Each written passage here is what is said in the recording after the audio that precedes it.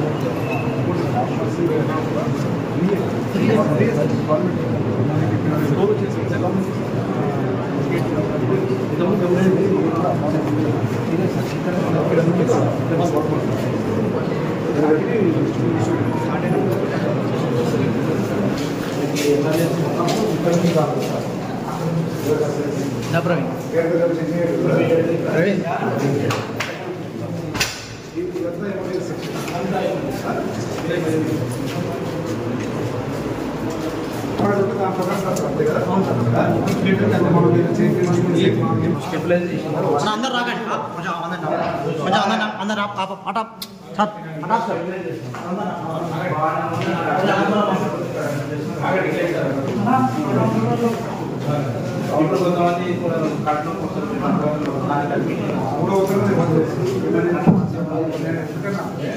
Emergency నుంచి ఆగితే patient దింపగానే వాడుతున్నారు ఆ పేషెంట్ తీసుకొని పండబెట్టడానికి ఎన్నో తిప్పుకుంటూ పోయేలకు నాకు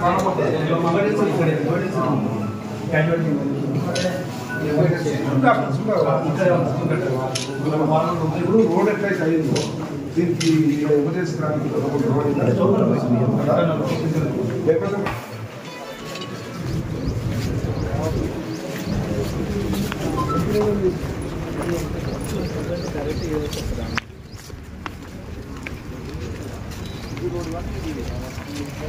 శాఖ మంత్రులు మరియు మన ఉమ్మడి మహబూబ్నగర్ జిల్లా ఇన్ఛార్జి మంత్రి అయినటువంటి దామోదర్ రాజనరసింహ గారి ఆదేశానుసారము దాంతోపాటు వారు ఆదేశించడానికి కారణము అలంపూర్ నియోజకవర్గ ప్రజల నుంచి తీవ్రమైనటువంటి ఒత్తిడి రావడము అనేక సార్లు మేము కూడా ప్రభుత్వానికి మంత్రి గారికి విజ్ఞప్తి చేసిన మేరకు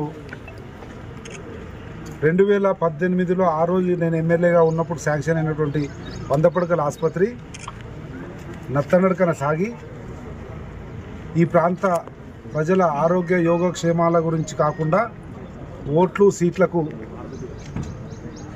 100 పడకల ఆసుపత్రి ప్రారంభోత్సవాన్ని వాడుకొని ఎన్నికల ముందు 23 ఎన్నికల ముందు ఓపెన్ చేసింది తప్ప ఏ ఇన్ఫ్రాస్ట్రక్చర్ లేదు, డాక్టర్ లేవు, సూదులు లేవు, గుండెలు లేవు, మందులు లేవు, నర్సులు లేరు, ఏమి నిరుపయోగంగా పడి శిథిలావస్థకు చేరిన సందర్భంలో మళ్ళీ ఈరోజు ప్రజాప్రభుత్వం రేవంత్ రెడ్డి గారి నాయకత్వంలో వడివడిగా అడుగులు పడుతున్న సందర్భంలో వెంటనే ఆసుపత్రిని ప్రారంభించాలని, ఇంకేమన్నా మరమ్మతులు కానీ ఇన్ఫ్రాస్ట్రక్చరు కొన్ని ఎక్విప్మెంట్ రావాల్సిన అవసరం ఉన్న తొందర తీసుకొచ్చి ఓపెన్ చేయాలనేటువంటి ఆలోచనతో మంత్రి గారు ఆదేశిస్తే ఈరోజు పరిశీలించడం జరిగింది.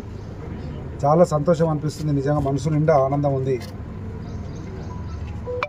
ఏడాదిన్నర కాలంలోనే ప్రభుత్వము మంత్రి గారు డాక్టర్లనిచ్చి బెడ్స్నిచ్చి అన్నిటినిచ్చి దాదాపు 7-8 ఏళ్ళుగా మూలకు పడ్డ 100 పడకల ఆసుపత్రి అంశాన్ని లేవనెత్తుకొని ఈరోజు అన్ని ఎక్విప్మెంట్ వచ్చింది. సంతోషం. మంచి డాక్టర్లు కూడా ఎక్స్పీరియన్స్ డాక్టర్లు అంకిత భావంతో పనిచేసి ప్రాంత ప్రజలకు సేవ చేయాలన్నటువంటి డాక్టర్లు కూడా వచ్చినందుకు చాలా సంతోషం. ఇంకా కొన్ని చిన్న పనులు పెండింగ్ ఉన్నాయి కనుక అవి కూడా వెంటనే పూర్తి చేసి వీలైనంత త్వరలో 100 పడకల ఆసుపత్రిని పూర్తి స్థాయిలో ప్రజలకు అందుబాటులో ఉంచడానికి ప్రయత్నం చేస్తాం. కొన్ని ఇంకా చేయాల్సిన అవసరాలు ఉన్నాయి, అవి కూడా త్వరితగతిన యుద్ధ ప్రాతిపదికన మిగిలిన పనులను పూర్తి చేసి వీలైనంత తొందరలో 100 పడకల ఆసుపత్రిని ప్రజల సేవకు అంకితం చేస్తామని చెప్పి తెలియజేస్తూ ఉన్నాం. కనుక ప్రజలు కూడా గ్రహించాలి, ఎవరు ఏ రకంగా ఏడాదిన్నర కాలంలోనే ఎన్ని కార్యక్రమాలు జరుగుతూ ఉన్నాయి రేవంత్ రెడ్డి గారి నాయకత్వంలో ప్రజాపాలనలో. అదే 5 సంవత్సరాలు ఓపెన్ చేసి పెట్టింది, 5 అడుగులు కూడా ముందుకు వెళ్ళే ఆనాటి ప్రభుత్వంలో. కనుక ఈరోజు దురదృష్టం ఏం జరిగిందో కానీ అందరూ కూడా ప్రజలు గమనించి రాబోయే రోజుల్లో రేవంత్ రెడ్డి గారిని ఆశీర్వదించండి. ఇటువంటి కార్యక్రమాలు ఎన్నో ముందు తీసుకుపోయి ఈ ప్రాంతాన్ని సస్యశాలం చేసుకుని ఈ ప్రాంత ప్రజలు సుఖంగా సంతోషంగా ఉండడానికి అందరూ కూడా ప్రయత్నం చేద్దామని చెప్పి తెలియజేస్తాను. Thank you.